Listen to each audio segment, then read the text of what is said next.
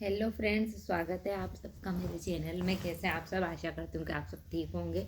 आज ना मैं एक वीडियो देख रही थी। उसमें क्या होता है कि मतलब जैसे कि विदाई का वीडियो था वो, तो उसमें सब बोल रहे थे कि ये कैसी रस्म है, ऐसी विदाई समझ में नहीं आ रही है, ऐसी विदाई कैसे हो रही है, मतलब क्या है ये। तो मैं देख रही थी, मैंने भी उसमें कमेंट किया था कि हमारे इधर भी मतलब इस टाइप की विदाई होती है। लेकिन एक का कमेंट आया कि नहीं, वो सेकेंड मैरिज रहती है। तो मैं बता देती हूँ आपको, वो सेकेंड मैरिज नहीं रहती है। सबकी तरफ अलग अलग होता है। जैसे हमारे इधर क्या होता है एमपी में कि जब शादी होती है ना, तो उसमें आने की टोपली देनी पड़ती है। उसमें आने की टोपली देते हैं। तो उसमें ऐसा होता है, आने की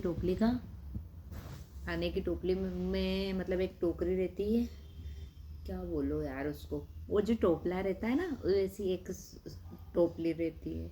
उस टोपली के अंदर सास के कपड़े, दादी सास हो तो दादी सास के कपड़े रखते हैं, चूड़ा, बिछिया, मांग मतलब मांग भरने का सब रख देते हैं उसको। और सब रखने के बाद मिठाई भी रखते हैं, और एक वाइट कपड़े से उसको बांध देते हैं। उस पर लिख देते हैं ब्याह में ब्याई जी को राम राम, ऐसे करके लिख देते हैं। और वो टोकरी जब शादी होती है ना, तो वो टोकरी दे देते हैं उनके हाथ में, दुल्हन के ससुराल वालों को। बोलते हैं ये हम आना दे रहे हैं।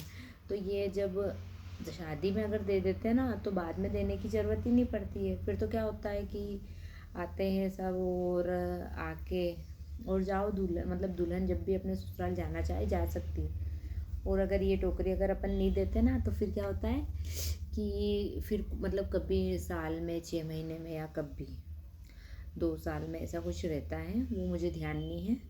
तो तब है ना, फिर वापस लड़की जब तक अपने ससुराल नहीं जाती है, और फिर उसके ससुराल वालों को बुला के वो टोकरी दे के, और फिर उसकी विदाई उस टाइम पे होती है। तब जाके फिर वो अपने ससुराल जा पाती है। उसके पहले वो अपने ससुराल नहीं जा पाती। हाँ, ज़रूरी कुछ अष्टमी की पूजा वगैरह रहती है ना, तो जा सकते हैं। पर ऐसा रहता है ना, बार बार जाना, वो नहीं जा सकती है। फिर कुछ मतलब ज़रूरी काम से ही जाती है। इसको बोलते हैं मतलब आना। हमारे इधर इसको आना बोलते हैं। वो जैसे कि वो जिनका था वो कुछ और नाम से बोलते थे, नाम अलग होता है लेकिन रस्म एक होती है। टोकरी अगर शादी में दे दो तो कोई दिक्कत नहीं, अपना डबल मतलब खर्चा नहीं होता है, और एक ही बार में काम हो जाता है।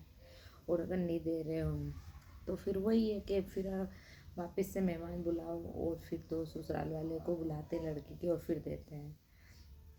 ऐसा होता है।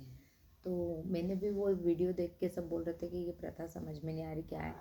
मैंने वो बोला उसमें, तो बोले नहीं वो तो सेकंड मैरिज रहती है। नहीं, वो सेकंड मैरिज नहीं रहती है, वो एक रस्म ही रहती है जो करते हैं लड़की की विदाई के लिए।